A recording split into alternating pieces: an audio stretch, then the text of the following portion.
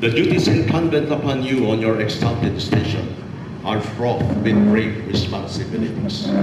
Remember that the honor, reputation, and usefulness of your lodge will materially depend upon the skill and assiduity with which you manage its concerns, and that the happiness of its members will be generally promoted in proportion to the watchful care with which you cherish the genuine principles of our Constitution. For a pattern of imitation, consider the great luminaries of nature, which rising in the east regularly diffuses light and luster to all within its circle.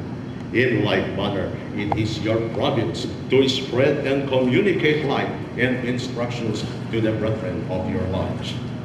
Forcibly impress upon them the dignity and high importance in Masonry, and seriously admonish them never to disgrace it. Charge them to practice out of the lodge those great moral duties which they have been taught in it, and by an amiable, discreet, and virtuous conduct to convince mankind of the goodness of this institution, so that when a person is said to be a member of it, the world may know that he is one to whom the burdened heart may pour out its sorrows, one to whom distress may prefer its soothe, one whose hand is guided by justice and whose heart is expanded by benevolence. In short, by a diligent observance of the Bibles of your lodge, the Constitution of Masonry, and above all, the Holy Scriptures, which is given as the rule and guide of your faith, you will be enabled to acquit yourself with highest honors here and lay up a crown of rejoicing which shall continue when time shall be no more. Brother, senior, and junior wardens, you are too well acquainted with the principles of Masonry to warrant any distrust that you will be found wanting in the discharge of your respective duties. Suffice it to say that what you have seen praiseworthy in others, you should carefully imitate, and what in them may have appeared defective, you should yourselves avoid. You should be example of discretion and propriety, as it is only by a due regard to our laws and regulations, which are shown from your own conduct, that you can expect obedience to them from others. You are assiduously to assist the master in the discharges of his trust, diffusing light and imparting knowledge to all whom he shall place under your care. In the absence of the master, you are to succeed to higher duties. Your acquirements must therefore be such as will ensure proper instructions to the crowd. From the spirit which you have hitherto evinced, I entertain no doubt that in your future conduct you will be such as will merit the applause of your brethren and the testimony of a good conscience. Brethren of Indang Lodge number 115 will now rise.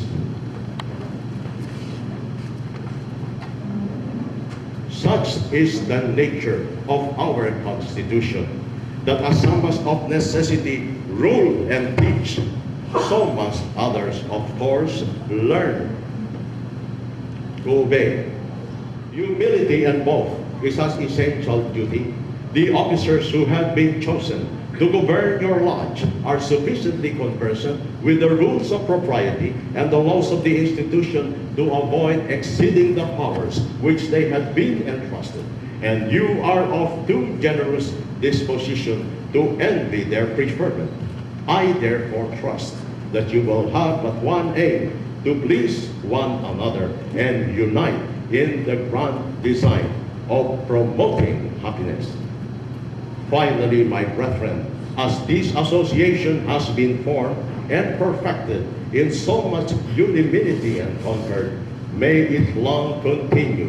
May you long enjoy every satisfactions and delight which disinterested friendship can afford. May kindness and brotherly affection distinguish your conduct as men and as Masons. Within your peaceful walls, may your children's children celebrate with joy and gratitude the annual recurrence of this auspicious solemnity, and may the tenets of our profession be transmitted through this lodge, pure and unimpaired, from generation to generation.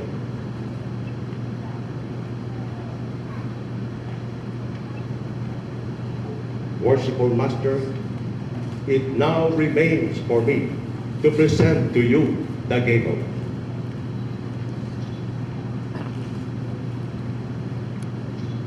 The emblem of power. In the hands of the Master, it may be made the instruments of great good or of greater evil. Within, the Master governs his lodge, and the welfare and prosperity of your lodge in a great measure depend upon its judicious use. In your hands, I am confident that it will be wielded for the best interest of your brethren.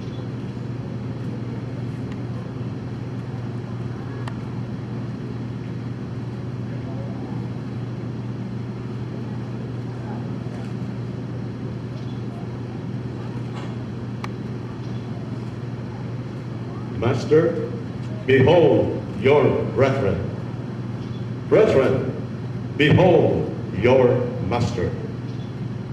The brethren of Indang Lodge number 115 will, under the direction of the Master of Ceremonies, form in procession and salute their worshipful Master in due and public form.